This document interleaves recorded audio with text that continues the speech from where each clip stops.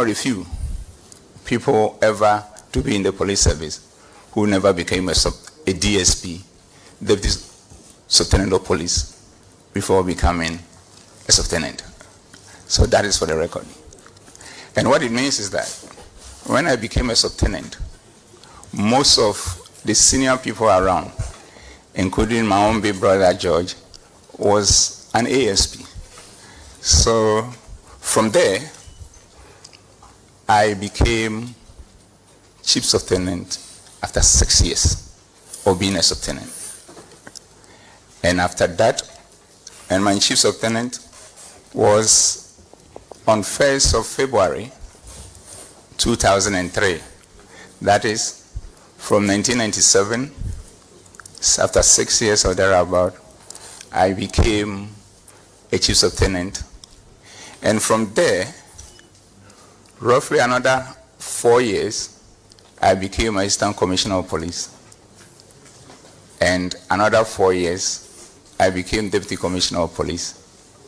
And roughly another 4 years, I became Commissioner of Police, which is the Commissioner of Police, Assistant Commissioner of Police 2006, Deputy Commissioner of Police 2010, Commissioner of Police 2014. What it means is that within police regulations, promotions are based on the number of years you serve, your competencies, your integrity, your character, and availability of vacancies. And looking at my promotions, beyond the miracle aspect of it, the rest of my promotions started following the normal course. And at times I did find myself, why was God not in it to help me to keep moving the way I have to move? So in terms of my qualifications, my ranking in the police service, it has been purely based on my competences, my academic qualifications, and hard work because of the passion I have for the work. I have not at any point in time been called aside by any individual and granted me any favor that I do not deserve.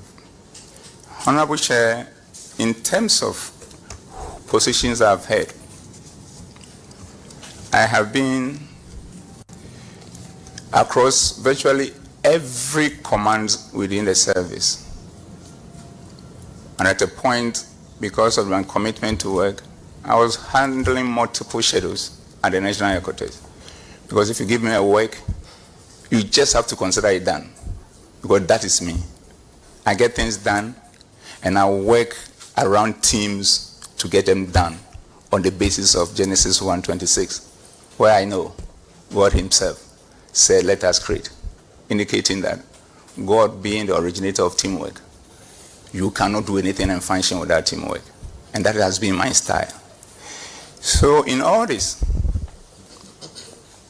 it got to a point I became the most senior Commissioner of Police, that is the next to the Inspector General of Police.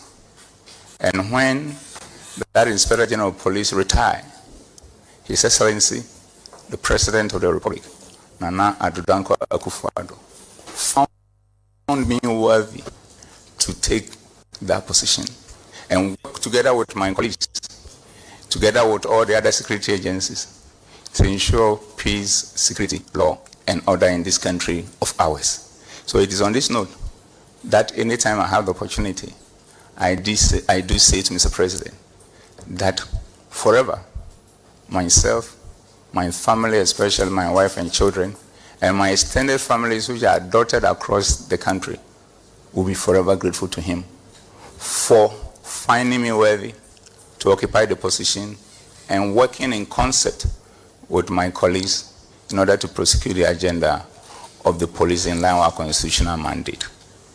Honorable Chair, let me speak briefly about my colleagues here. George is my big brother. JB is my kid brother. Asari is my brother. The beautiful thing is this, Honorable Chair. We've been together for far long.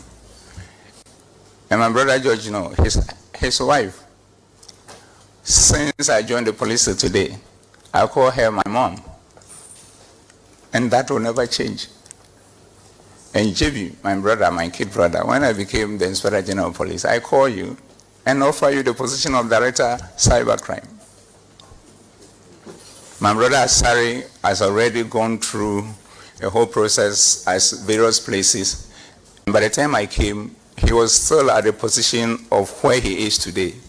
We will not have recourse to as to where precisely he wants to be. And this is how I have coexisted with all of them. And as you can see from behind, all my management teams are here because that is how we do our things. Then, all of a sudden, this matter came up, and the matter was about finding out what has happened and who said what and where it came from. And my brothers were given opportunity to come and speak, and they did speak and made the indication that yes, they are involved in what was happening. Then all of a sudden, instead of them to focus on that matter, they came out with wild allegations, Honorable Chair, with wild allegations that touch my person, the police leadership that I lead, and the entirety of the police service. Without, until today that I'm being told that now they have some evidence, without a shred of evidence. Honorable Chair, at the time that they were making it, without a shred of evidence. And Honorable Chair, those wide allegations without a shred of evidence has brought a lot of pain to myself, my family across the country, and especially my wife and children. That you are so patriotic because you believe in what you call pan-Ghanaianism, where you think that because of your multi-ethnic nature, everybody you see, as long as the person is a Ghanaian, is your brother or a sister, mother or father, uncle or auntie. Then the pain also to my command, my leaders, my team, that we work together, that we all know. And the pain to the thousands of police people who are appreciating the strides that we are making in transforming the organization to be the best institution in the country and a reference point for the rest of the world. They came, made all these allegations in order to cover up probably the shame associated with what they got themselves involved in the first place. And I, an innocent person, focusing on my job, working in concert with my team and all commands across the country to keep the country safe and make it to be at peace with itself.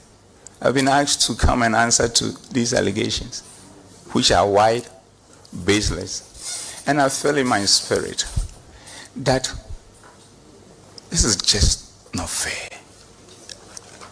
Honorable Chair, it is just not fair. Are we killing patriotism? That anybody can just get up, make allegations upon allegations, and people who go across the country, at times 48 hours without sleep, just keeping the country at peace, will be called to come and answer allegations that are unfounded. And that becomes something. Anyway, I'm here. I have no choice. I have no choice and have come. And I say it to the glory of God, my Maker, who sustains me every day. I will speak to the matters as you direct.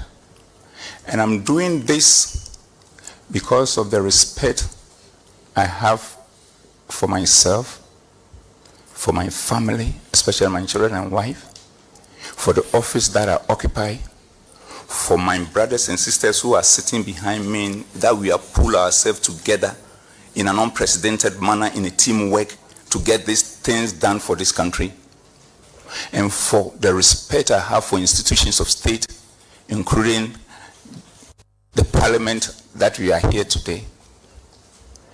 And more importantly, the respect I have for Mr. President Nana Adranko Akufo-Addo, for the honor that he has done me, for making me the Inspector General of Police to work with my colleagues.